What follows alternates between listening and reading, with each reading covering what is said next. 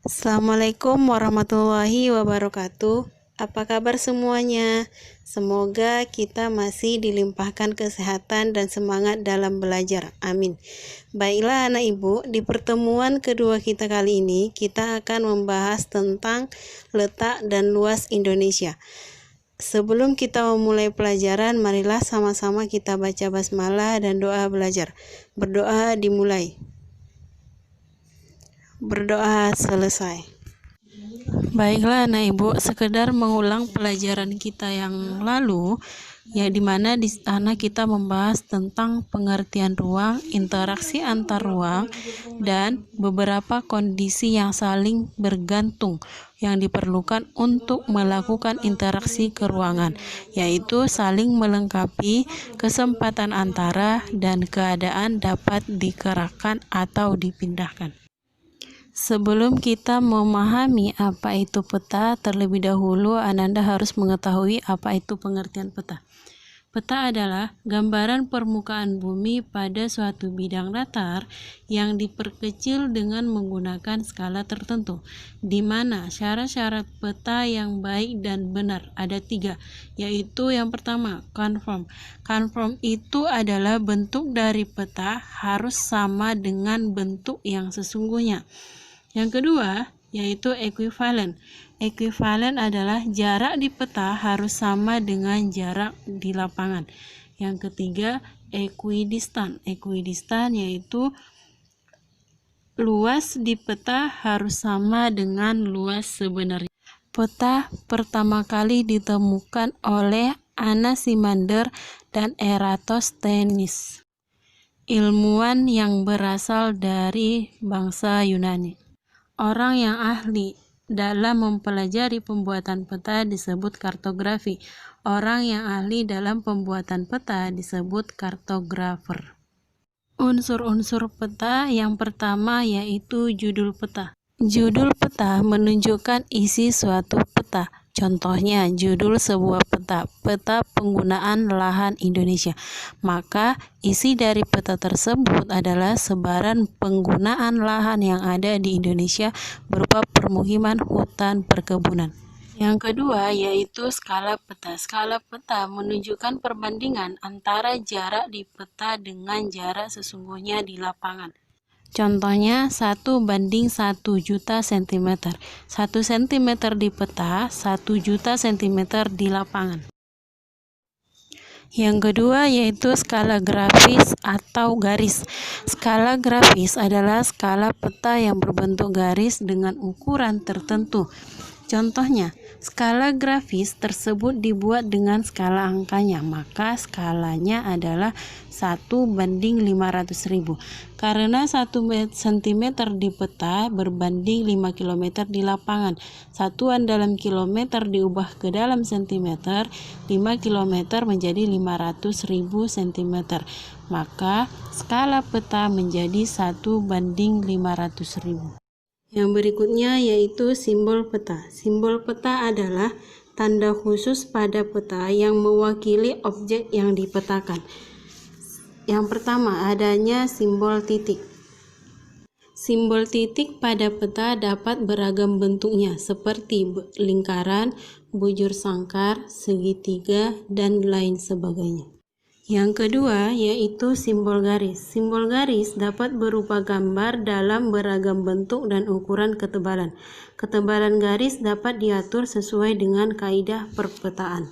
Yang ketiga yaitu simbol warna. Simbol warna digunakan pada peta dengan ukuran tertentu.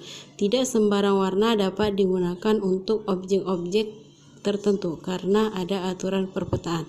Misalnya, pada perairan, sungai, danau, atau laut diberi warna biru dan jalan diberi warna merah dan lain sebagainya. Yang keempat yaitu simbol area. Objek yang digambarkan pada peta biasanya berupa ilustrasi dari objek yang ada di lapangan.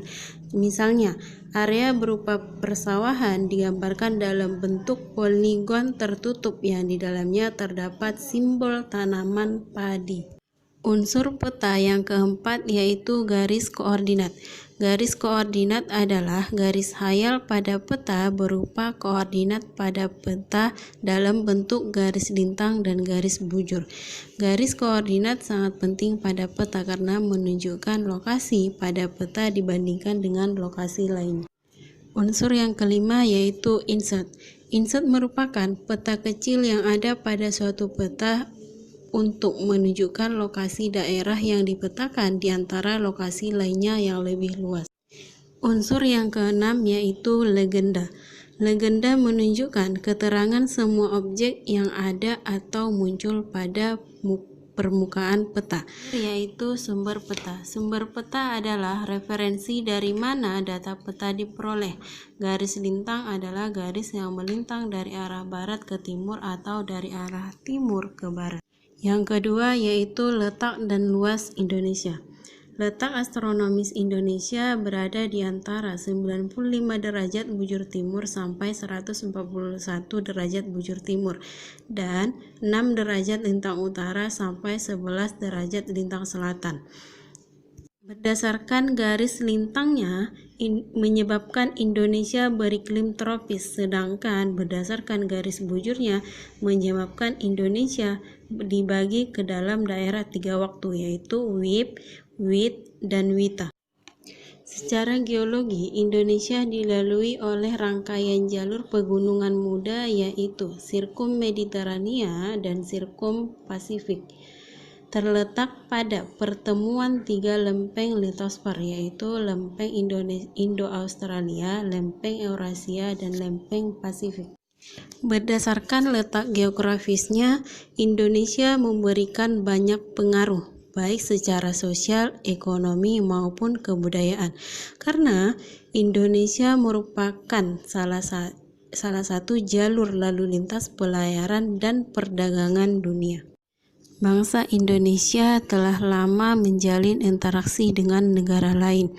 Interaksi melalui perdagangan tersebut selanjutnya menjadi jalan bagi masuknya berbagai agama ke Indonesia seperti Hindu, Islam, Buddha, Hindu, dan Kristen. Indonesia yang kaya akan sumber daya alam menjual berbagai komoditas atau hasil bumi seperti kayu cendana, lada, pala, cengkeh, dan hasil perkebunan lainnya ke negara-negara Eropa, Cina, dan negara lainnya. Dan sebaliknya, negara lain juga menjual berbagai jenis produk barang seperti porselen, kain sutra, tenun halus, mesin, dan lainnya ke negara Indonesia. Keuntungan dari posisi secara geologis. Indonesia berada pada jalur pertemuan 3 lempeng, yaitu lempeng Eurasia, lempeng Pasifik, dan lempeng Hindia. Posisi tersebut membuat Indonesia memiliki banyak pegunungan api. Keuntungan dari letak geologi seperti ini adalah beragamnya potensi sumber energi dan mineral. Indonesia disebut juga sebagai negara kepulauan. Karena apa? Karena lautan lebih luas daripada daratan. Luas daripada lautan yaitu 3.257.483 km, sedangkan daratan 1.922.570 km persegi. Demikianlah materi kita hari ini. Sebagai tugas kamu, di sini ada ibu buat 3 soal. Kerjakan di kertas selembar. Yang pertama, sebutkan dan jelaskan syarat-syarat peta yang baik dan benar. Yang kedua, sebutkan letak astronomis Indonesia. Yang ketiga, jelaskan mengapa Indonesia disebut sebagai negara kepulauan. Demikianlah materi kita hari ini. Mari sama-sama kita mengucapkan hamdalah alhamdulillahirabbil alamin. Untuk anak ibu tetap jaga kesehatan, jaga jarak, dan jagalah kebersihan. Assalamualaikum warahmatullahi wabarakatuh.